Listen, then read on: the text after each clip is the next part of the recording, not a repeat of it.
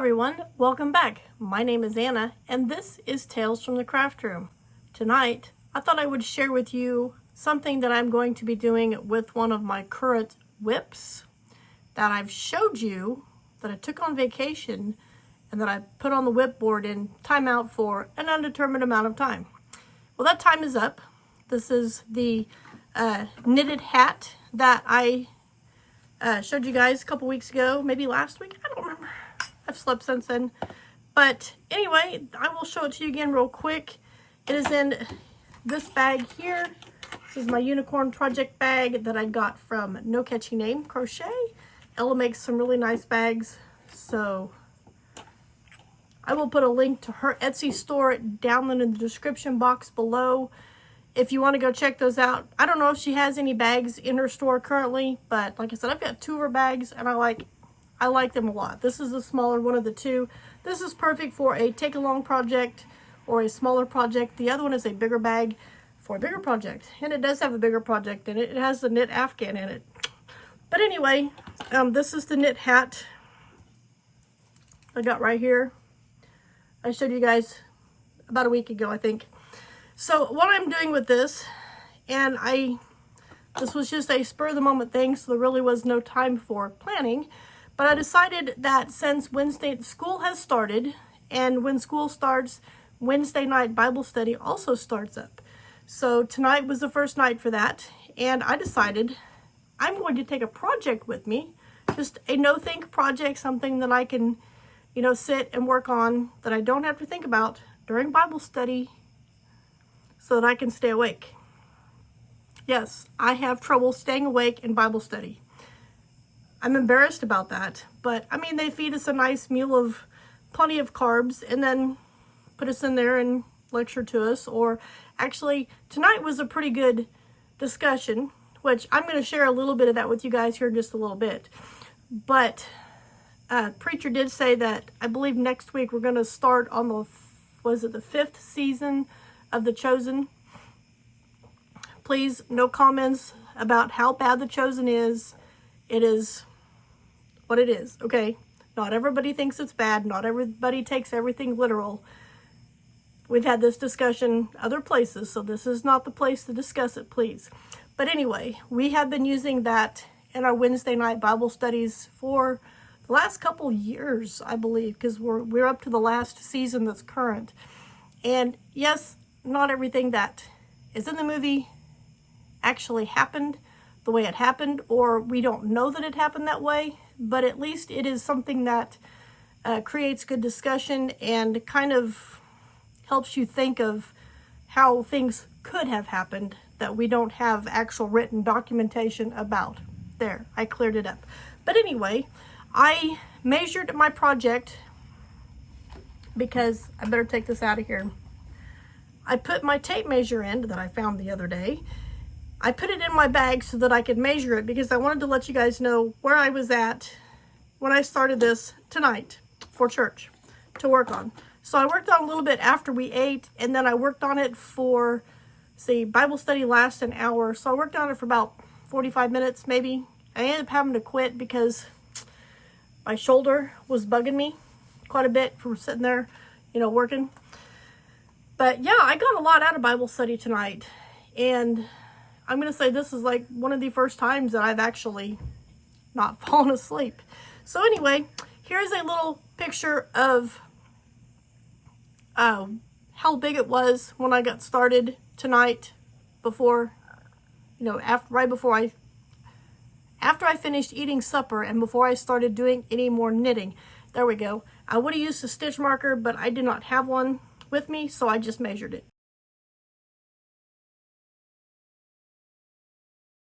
Here is about 12 minutes or so of Bible study. I tried to let preacher finish his train of thought before I cut the video.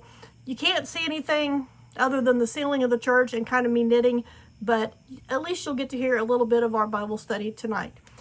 After preacher is done speaking of the clip that I did, I will show you a picture of how big the hat currently sits.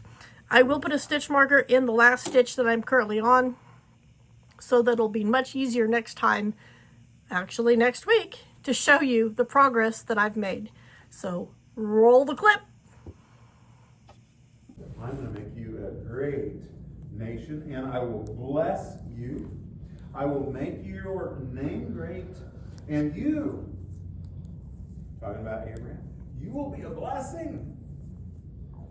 Who to? I will bless those who bless you, and whoever curses you, I will curse, and all peoples on the earth will be blessed through you. And then I'll go ahead and read. That's a very important part. So Abraham left, and as the Lord had told him, and Lot went with him. Abraham was 75 years old when he set out from Haran. That's the country in which he lived, or the town area. So Abraham left. He's 75 years old. He picked up his bags and started a new life in a different location with his wife. And now Lot is a guy's name. It happened to be his nephew. So you have an uncle you hang out with, right? So it may be, you can see how Lot was really connected with Abraham. And just, hey, man, this sounds like an adventure. I want to go with you. And Lot said, no, you didn't say not to. I guess come along. However, he did say leave your household. Maybe you shouldn't have brought Lot. I don't know. Never heard anyone say that before. But the point is, God was to make him into a great nation. He would be blessed. And the whole world, he says, will be blessed through you. And this is the first time we have a little bit of an idea that maybe Abraham is the father of great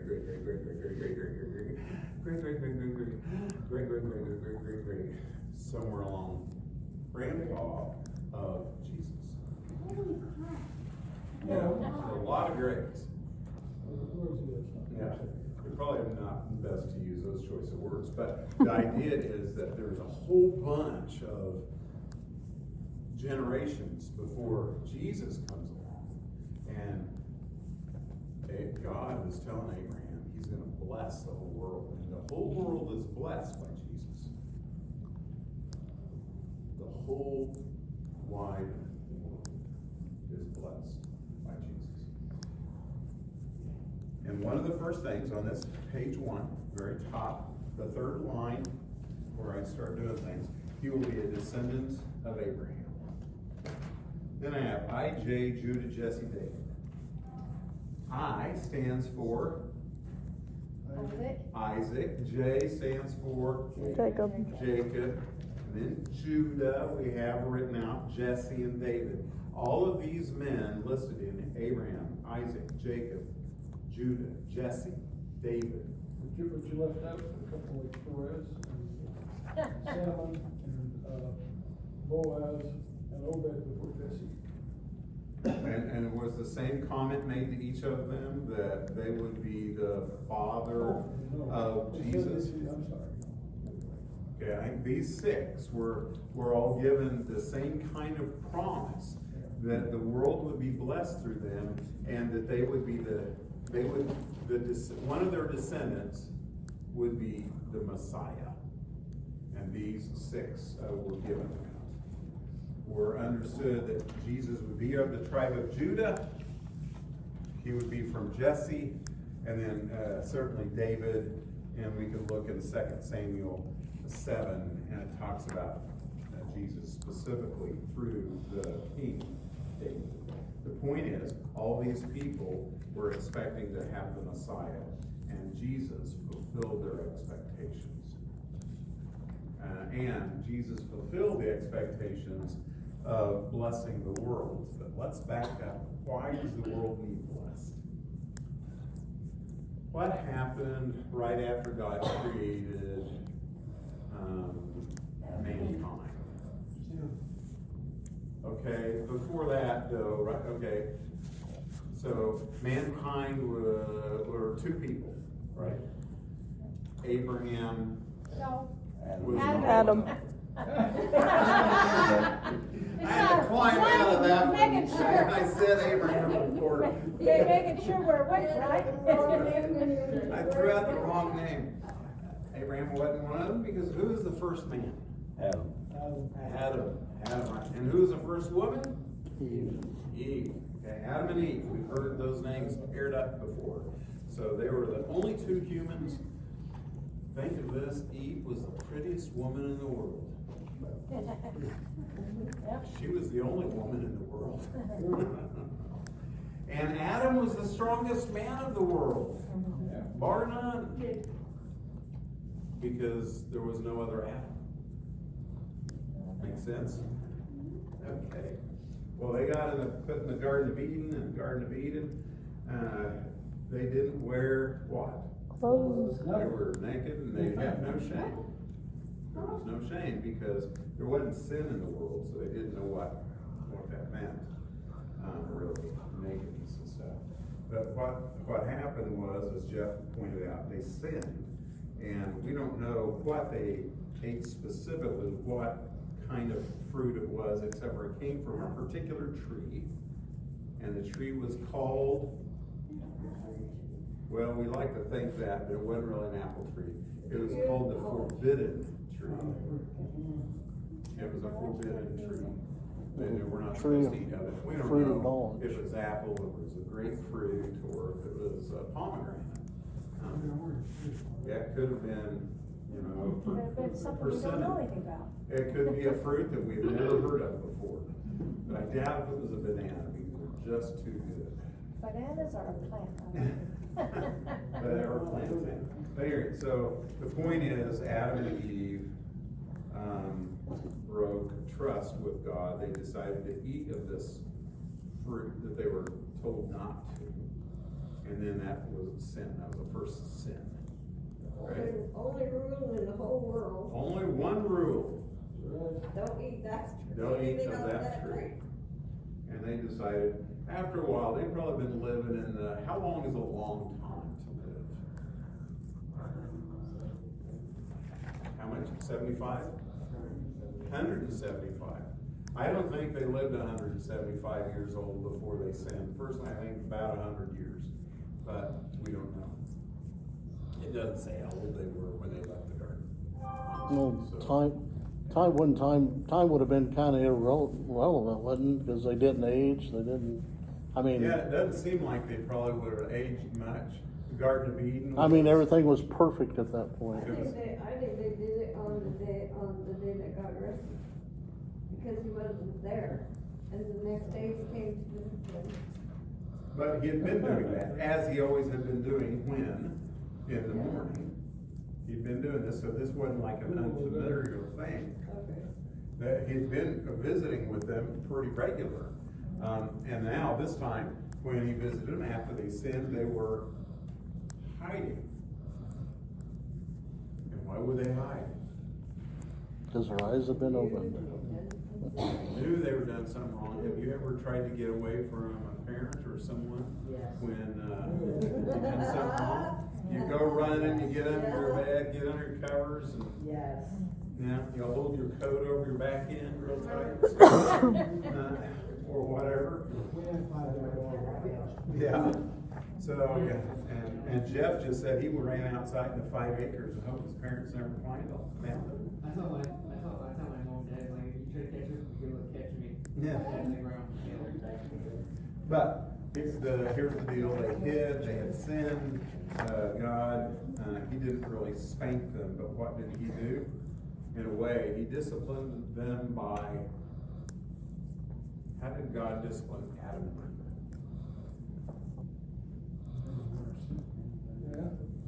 They what?